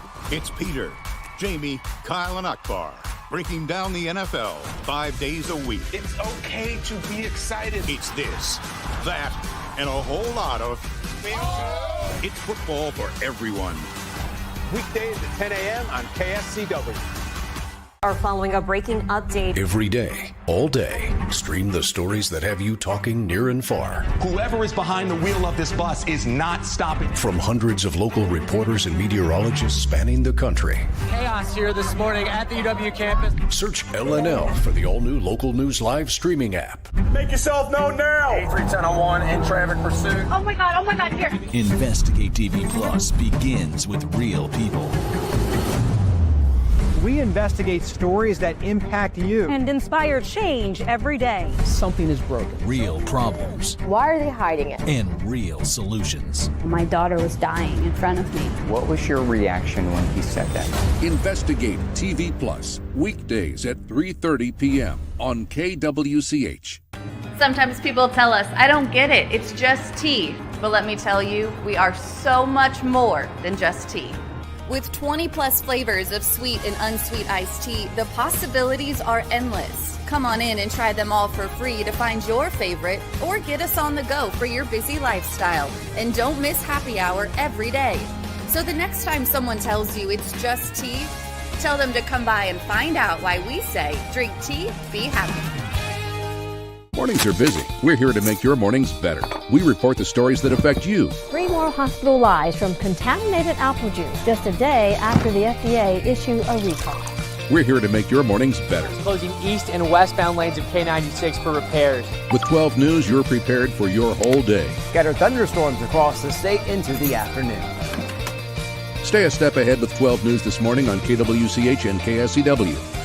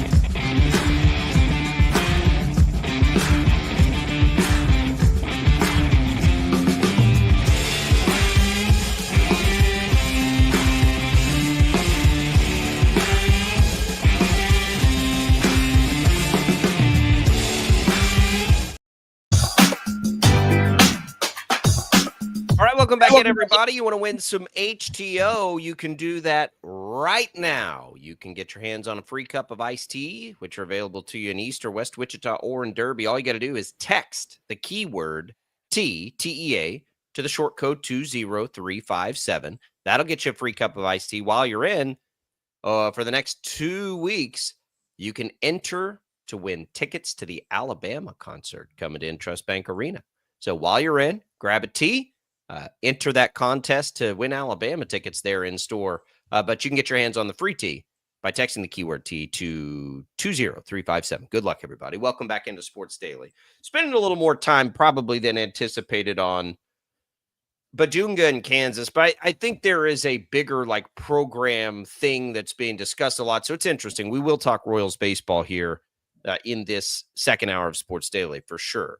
But as we're talking about it, like, we don't totally agree on, like, I think it was more of a Dickinson in the way of Flory than KJ. Tommy thinks it was more of KJ. Either way, like, the fit wasn't there for Flory. He didn't have a role, a clearly defined role on this team. I think he teased us with his ability. We all think he's going to be great.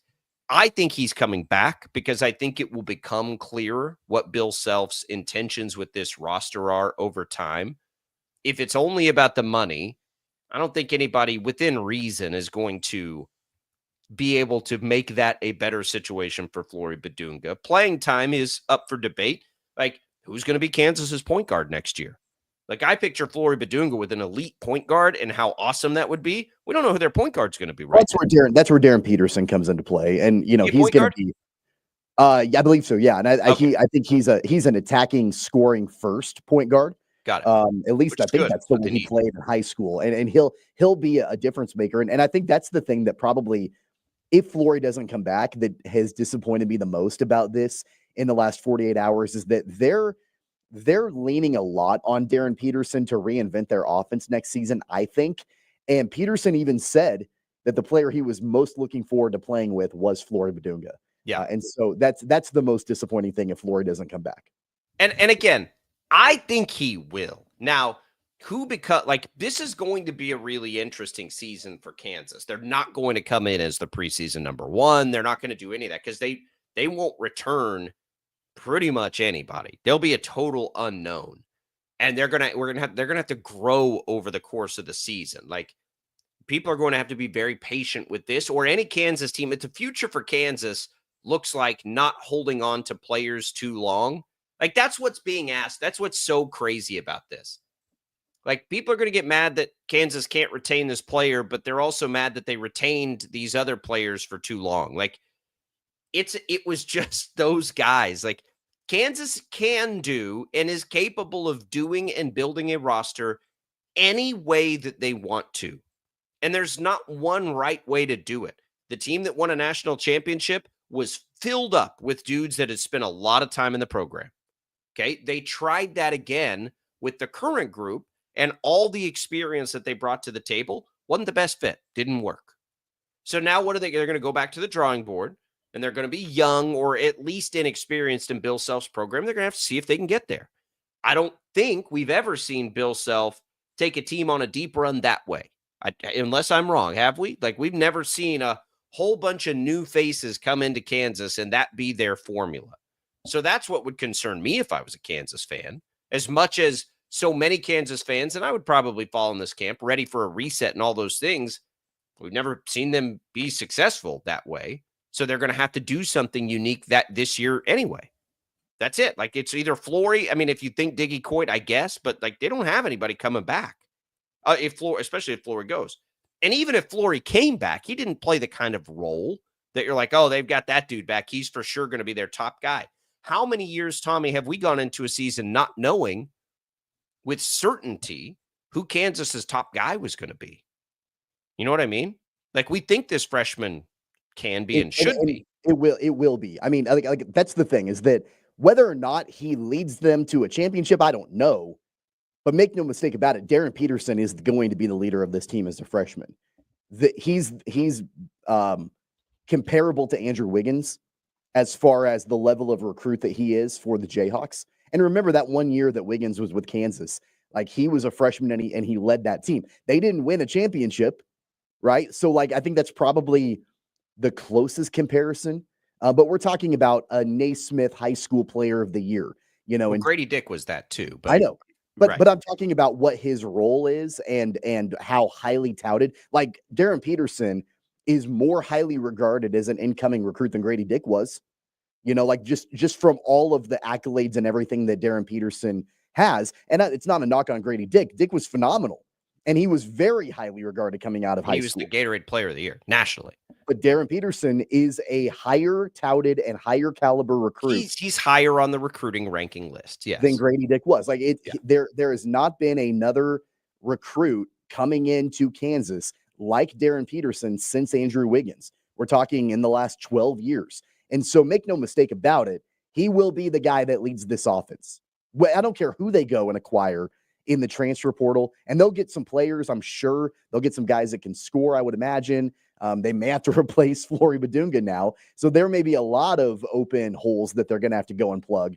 But make no mistake, Darren Peterson will lead this offense next year. Yeah, and they'll go get anybody else that they want to get. Like don't forget.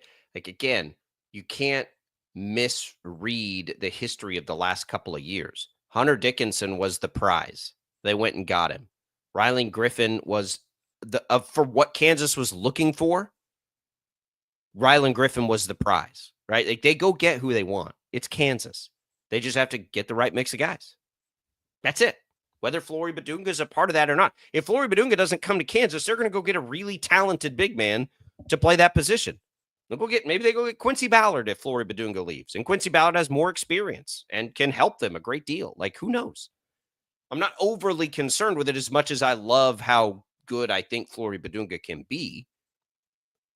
What about K-State, Tommy, while we're on it? No cats in the portal yet. That is a big surprise to me, and I don't know why that is. I fully expected a ton of them to go in. None of them have yet. Should we have any reaction to that yet, or is it just a waiting game at this point? I think it's a waiting game at this point, and every team is going to have movement. We just don't know what that movement is for the Wildcats yet. I do think that it's a fairly positive sign, though, that we haven't seen much movement, I would think. I mean, really, I was trying to kind of figure it out in my mind the other day, knowing that nobody had, declared for the portal yet for Kansas State. And I thought, okay, I think generally, yes, it's a good thing, but also if they just don't know, and if these players haven't made decisions yet, then that's gonna hurt Jerome Tang going and finding other players in the portal because they might be late. And then I also started to think about, okay, in the previous couple of years, Kansas State has been late in the portal with additions. And I think it's worked out to varying degrees of success for them. If memory serves, I mean, wasn't Arthur Kaluma like a very late signing out of the portal for Kansas State a couple of years ago? Like, I think Coleman Hawkins was too. Coleman Hawkins was so, I think generally speaking, it's okay for them because they've been able to recruit late in the portal cycle and still been okay to be able to get impactful players. Well, but I think Keontae was late. Keontae was very late. People weren't sure he was going to be able to play. So that's kind of where Jerome Tang has lived. So if there does even end up being movement from some of these current guys on the roster, at least Tang and his staff have experience in navigating the later stages of the portal. Yeah, I agree with that. I think it's interesting that they haven't gone in because you obviously look around the country. Like if players if they want to go in, they're in now. I kind of expected almost all of these guys to go in just based on loose. And again, this is the hardest thing to follow ever, but just sort of on what you hear from people, but they're not. And so then I'm thinking, okay, well, this team obviously didn't live up to its expectation, but boy, it showed us what it could be in brief spurts. Now, that was largely dependent on Coleman Hawkins being their best player, not their best scorer, but their best player. So they would have to replace that. But a lot of these pieces do fit together, and they're going to lose Gasson too, obviously. So they'll have work to do. But if they come back, I do think it's a good thing for K-State. I don't know, they've still got a lot of proving to do, and certainly Jerome Tang is not anywhere close to the proven commodity Bill Self is. But they have at least been successful in the portal, and they've been successful on the recruiting trail. And so it is an interesting start. I think if they only have to go get one or two guys, Tommy, that's a great thing for K-State next year. Yeah, I think that I was trying to look this up and not to get away from K-State, but I was trying to think of the best comparison to what this Kansas team could potentially look like next season with Darren Peterson. And this would assume that Flory comes back. And I think it is that 2013-2014 team when they had Andrew Wiggins for his 1 year. They also had Joel Embiid, his freshman year, played for Kansas. So it was Wiggins and Embiid together. That could be a Darren Peterson, Flory Badunga combination.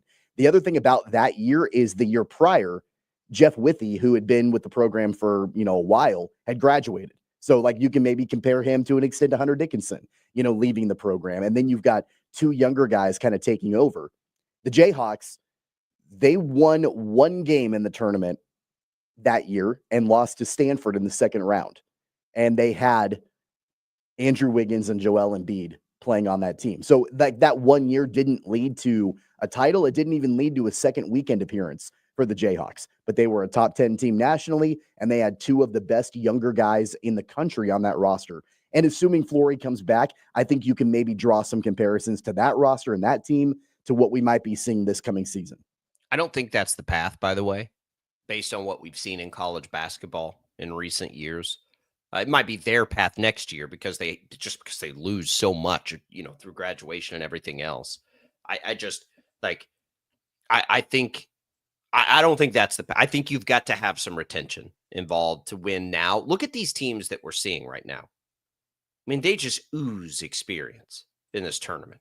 It's going to be really hard to win with really young. And then there's Duke, though, right? And then there's the Cooper Flag-led Duke. So lots of ways to do it. I think with those two teams, Kansas and Kansas State, you're going to see very different. Well, I don't know what's going to happen with Kansas State. I thought all their dudes would be in the portal too. So if they don't, that totally changes, I think, next year and what that looks like for them. KU, no matter what they do, are going to have to go get at least 4 big-time contributors next year to this roster, and maybe even more depending on what else happens. But they've got a ton of work to do, and that's just the reality of graduation and all those things. Wichita State is interesting. Wichita State, we also know, like Kansas, is basically going to have a hard reset. You hope that the Shockers are able to retain Corey Washington. He will be fascinating. And, depending on what sort of resources the Shockers have, how do you go about it? Are they, from the beginning, are they in a position to retain him compared to what he could get elsewhere? Does he like his role? Does he like the fit and all that stuff? I think that's one part of it. The other part is, if they do, what else do they have? Right? Are they able to then go do anything else with their remaining basically pool of money or whatever it is? So that will be fascinating. We're seeing now reports of flirting with a lot of, mid-major, and I don't consider, by the way, the AAC or the Mountain West mid-major. I'm talking got to win your conference tournament to get into the NCAA tournament type players.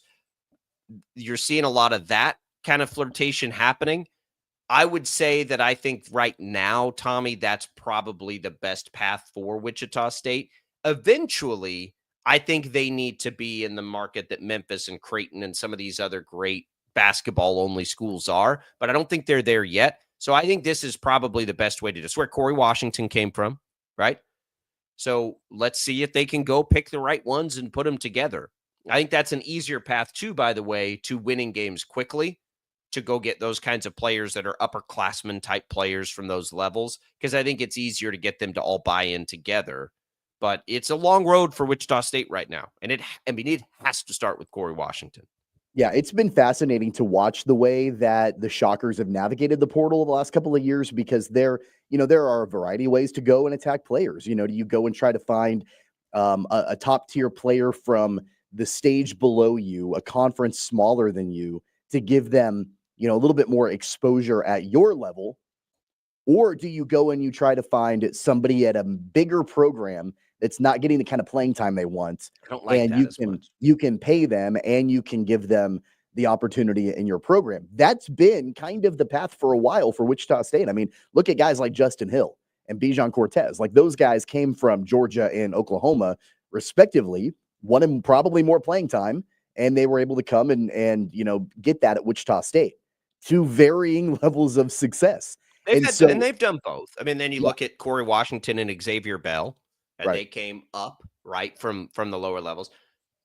So it's fine. And then you have the freshmen who didn't play much this year, who are pretty good recruits that could also come up. Again, there's no right or wrong way to do this. You just hope that you have the coach that does it the right way, that fits his style the best. and that they have the resources to go do it. They have a couple of junior college guys, at least one that we saw play around here. So I think they have the toughest road based on what we've seen so far, for sure. And that's even relative to expectations. Like, what is the expectation? To compete, let's call it to compete for a league title. Even knowing that they'll be in the American and not the Big 12, don't you think they have the toughest road still to get there based on what we've seen so far and what we know to be the resources in place? Sure. I mean, absolutely. Just because of the status of the program and I think the expectations that are on them. Sure, I would absolutely say that.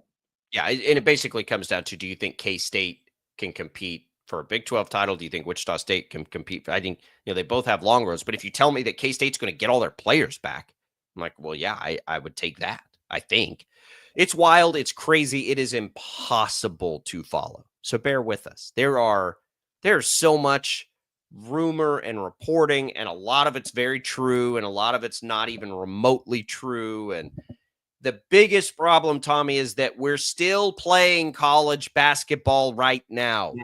Close the damn portal until after the national championship is played. Please. Like, we know they're going to talk anyway. We know these things are going to happen anyway. But even if you want to go so simple as, what if Bill Self had an extra couple of weeks to hang with Flory and talk to him before he could go in?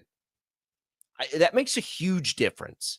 Makes a huge difference as we see coaches bouncing around before their teams are even done. I don't know that it's fair or you can fix it, but you can at least try to say, hey, no tampering before the season's finished. Is that so much to ask? I mean, it's insane that we don't ask that right now. What kind of disadvantage are the 4 teams still playing at? The teams that should be rewarded, or at a massive disadvantage in the recruiting world right now, because everybody else gets to focus on next year. It's so dumb. Like, some of these very easy and simple things, you're just like, why is that a thing? That's not getting challenged in court. That's just a rule you can make. All right, we'll come back. Let's talk baseball when we return. Royals are back. What do we think of opening weekend? Next on Sports Daily.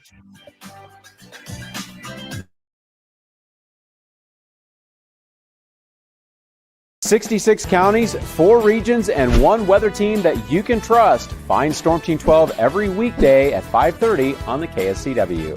Whatever the weather and wherever you are, Storm Team 12 is zooming in, going zone by zone to give you a more in-depth look at the forecast and some science behind the storms so you know more. We're focusing on the forecast so you can focus on what's important to you. Storm Team 12 Weather Focus, 5:30 on the KSCW. The future of television has arrived. Next Gen TV is here with stunning video, movie theater quality sound, enhanced voice clarity, and interactive features, all upgradable for the future. Learn more at watchnextgentv.com. Sometimes people tell us, I don't get it, it's just tea. But let me tell you, we are so much more than just tea. With 20 plus flavors of sweet and unsweet iced tea, the possibilities are endless. Come on in and try them all for free to find your favorite, or get us on the go for your busy lifestyle. And don't miss happy hour every day. So the next time someone tells you it's just tea, tell them to come by and find out why we say, drink tea, be happy. It's the canvas of our imagination. They tell a story. Clouds affect the events of your day. Sometimes they growl, sometimes they inspire, but they're always the messengers of nature's mood, written in the sky. Storm Team 12 understands the language of clouds. We're dedicated to decoding their message so you know what to expect. Behind every cloud, there is a story waiting to be told. Trust Ross Jansen and Storm Team 12, alerting you first to the impact on your life. When you need help, remember, you're not alone. We are here. We are neighbors. We are together. We are Kansas.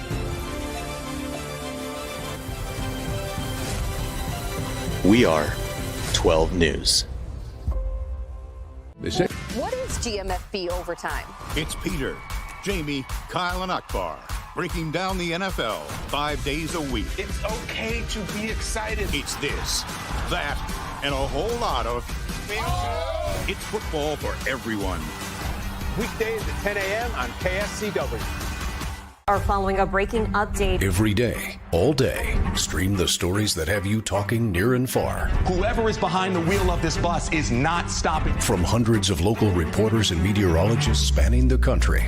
Chaos here this morning at the UW campus. Search LNL for the all-new Local News Live streaming app. Make yourself known now. 310-01 in traffic pursuit. Oh my God, here. Investigate TV Plus begins with real people. We investigate stories that impact you. And inspire change every day. Something is broken. Real problems Why are they hiding it? and real solutions. My daughter was dying in front of me. What was your reaction when he said that? Investigate TV Plus, weekdays at 3:30 p.m. on KWCH. Sometimes people tell us, I don't get it, it's just tea. But let me tell you, we are so much more than just tea. With 20 plus flavors of sweet and unsweet iced tea, the possibilities are endless. Come on in and try them all for free to find your favorite or get us on the go for your busy lifestyle. And don't miss happy hour every day. So the next time someone tells you it's just tea, tell them to come by and find out why we say drink tea, be happy. Mornings are busy. We're here to make your mornings better. We report the stories that affect you. 3 more hospital lies from contaminated apple juice just a day after the FDA issued a recall. We're here to make your mornings better. Closing east and westbound lanes of K96 for repairs. With 12 News, you're prepared for your whole day. Scattered thunderstorms across the state into the afternoon. Stay a step ahead with 12 News this morning on KWCH and KSCW.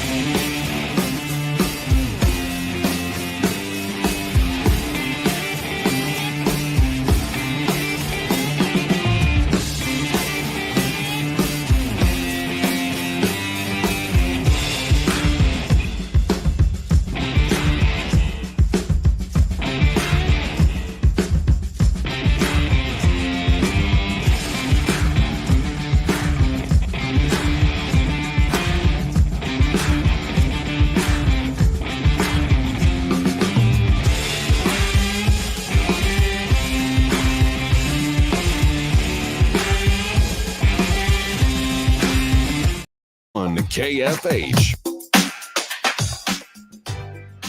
All right, welcome back, everybody. It is Sports Daily. We are rocking and rolling into a new week. Happy Monday to you. The Final Four is set. We've been talking pretty much all about college basketball so far in the show, but we certainly want to talk about a little baseball for you. The season is here. The Royals dropped 2 or 3 to the Guardians to open things up, and they spin around and play another one today. So we will see KC this afternoon. They start a series in Milwaukee against the Brewers. Chris Bubich's first turn in the rotation. Very curious to see that play itself out. This is probably the Brewers' home opener, which is why I'm guessing maybe they're playing a 1 o'clock game. But yeah, that's got to be right. But either way, it doesn't matter. Either way, the Royals. What'd you make of it, Tommy? So here's what I jumped in with TJ last night on Sports Sunday. Okay, which first time I've been on Sports Sunday in a long time. Is good to be back. I think that what we assumed is what we saw. The Royals have 3 really good bullpen arms, and then a lot of questions other than those 3, which, again, don't panic about that because they had 0 at this point last year that you trusted. And we saw a great Daniel Lynch performance. That's fantastic. I think we could probably see a little more out of the lineup than we saw in the opener. But otherwise, I mean, I think what we sort of expected to start the year is what we got in that opening series.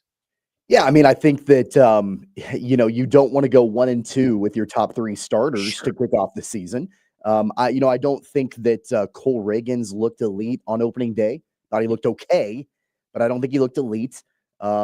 But Lugo was fine for the most part. And, it basically was a late inning rally for the Royals to get that win. And then Michael Wacha, I don't think pitched particularly well yesterday. So I do think that left a little bit to be desired. And then, from an offensive point of view, I think Vinny Pasquantino has looked really good to start. I think Bobby Witt Jr. will be okay. I think he probably would like to cut down on the strikeouts a little bit throughout the first couple of games.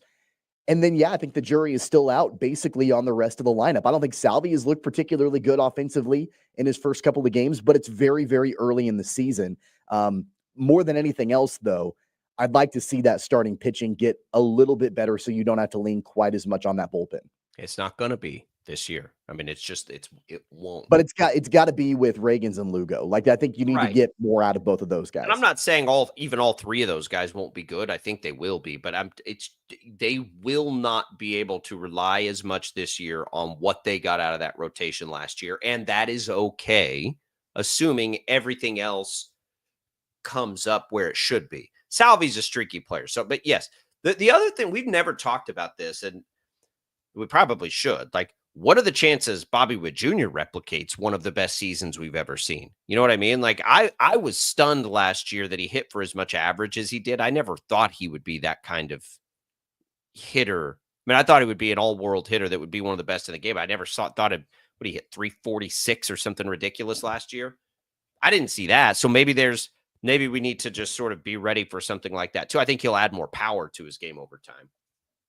But look, this is why the overall attack plan of the offseason I thought was a good one, because I've never thought they were going to be able to replicate what they did in the rotation. So what do you have to do? You got to get better everywhere else. And I do think they did that. I think they did that in the lineup. We'll see what happens with Jonathan India today after he was plunked in the head last night. And we'll see what the bullpen does. And right now, what we've seen is that the Royals have 3 great arms in the bullpen. I think all 3 of them are still unscathed now, but they have a real problem getting the ball to them, which, again, we knew that, right? Getting from the 5th to the 7th inning is going to be a challenge. It's a challenge for most teams in baseball. I think what was interesting is Daniel Lynch. What if Daniel Lynch every 3 or 4 days just can give you a couple innings? You know what I mean? Like, what if that becomes his role right now? Stays somewhat stretched out just in case, but, you don't put him in. Like, that could be interesting, because isn't that, and boy, this is really, and maybe some of our great Royals listeners can help me with this. Isn't that sort of where Bubic's role started last year? Like, didn't he kind of do that same thing until ultimately they had to have him late in the game in those one-inning situations? I think early in the year it probably was, without going and looking at the game logs. So that helps, right? And maybe Lynch, because they need it sooner, becomes just a 4th kind of one-inning option back there. That's fine. So I'm not overly concerned about any of it, but I do think we kind of saw what we thought we'd see. I'm not saying that we thought they'd go 1 and 2, but just in general, from everything, it all kind of looked like we expected it would. Yeah, I think so. And having Daniel Lynch be almost a stabilizer on the front end of that bullpen, that may be a little bit of, that I think that's an important role that he could play, especially if you're dealing with a rotation that from top to bottom, may not be as good as it was a year ago. And you get to the second half of that rotation, like Michael Wacha, for example, yesterday didn't pitch particularly well. Who knows about Chris Bubic? Who knows about Michael Lorenzen?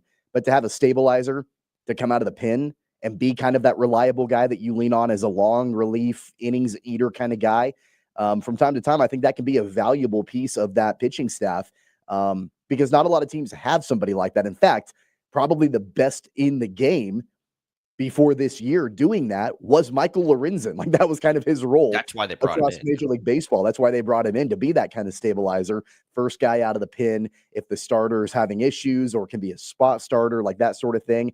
And so I think that if that ends up being a role that Daniel Lynch can do, he's going to be able to learn from a guy who did it the best, and that was Michael Lorenzen. Yeah, I agree with that. There's time. I don't want to close the door on Lynch being able to start, because I think there's a real good chance they need him to this year. But at the end of it, look, here's what I don't know. Like, are the Royals going to be cautious with innings early in the year because of like what I've talked about, that they all hit innings limits. You just don't know. Or are they going to cut him loose and just let him go again like they did last year? I don't think we know the answer to that question yet. I would guess that with Reagans, for sure, he doesn't get held back at all. Lugo, probably a little more cautious. Waka, the most cautious. And then we'll have to see. What do you think of that middle part of the bullpen? Hasn't worked with Long. Zerpa, only a small sample size. Schreiber, even, we hoped, and Stratton kind of got knocked around a little bit. Boy. It's going to be that fifth to seventh inning is going to be interesting this year, whether it's the starter trying to power through and get you there, or whether it's one of these guys having to come in. And again, almost all teams in baseball have this same issue. It's not like unique to the Royals. We're looking at their roster specifically. Yeah, as of right now, 3 games in, I don't have a major concern about that at this point. I know it hasn't particularly gone well early on for the Royals, but I think that between, one of the guys that we've expected to be in that role, I think that they will settle in and be okay, whether that's Zerpa or Long or Stratton. I think that those guys, at least one of them, should end up being okay and reliable to be one of those mid-innings type guys. But you're right. Once you get to the 7th and beyond, you feel pretty rock solid. Like, you should feel pretty rock solid overall with the guys in the back end of that pen. I would think so. I'm not concerned about the Royals. I want to see the offense produce a little bit more. The Guardians aren't like, I don't think they're some juggernaut this year. Maybe they are because they always are, but I think the offense, and this is going to be a streaky offense. It was a streaky offense last year. There's no reason to think it won't be a streaky offense. You hope that Jonathan India settles that streakiness down, I think, to some degree. I hope Jonathan India is okay. I think you hope he doesn't have a concussion right now. Hopefully he's able to go. And I haven't seen lineups for the day game today yet. I don't know if I don't think he's in concussion protocol. So I hope he's a go and ready. That was very scary, and that was very, very close to not catching helmet, and then it would have been significantly worse. Yeah, it was. That was no good. That was no good. Vinny Pasquantino. I thought Vinny Pasquantino after the game was just about perfect in his evaluation of it. He didn't blame Clase, but he's like, dude, like, you can't, you got to make an adjustment. And Clase even came out and said that the issue was how cold it was, and he wasn't able to get a good grip on the baseball. Okay, don't throw that pitch. Don't throw that pitch. Yeah, because you threw it the pitch before, and India had to get out of the way. And then the very next pitch, you nail the guy in the head. Like, if you can't grip the ball well enough because it's cold enough in Kansas City, don't throw that pitch. And according to Pasquantino, Clase hadn't thrown that pitch at all before the first two, at all in the season. Hold on to it for like a July game. Don't be throwing it when the temperature is 47 degrees outside or whatever it was in Kansas City. Royals got lucky with that one. That was scary. They'll play again. That's day baseball today.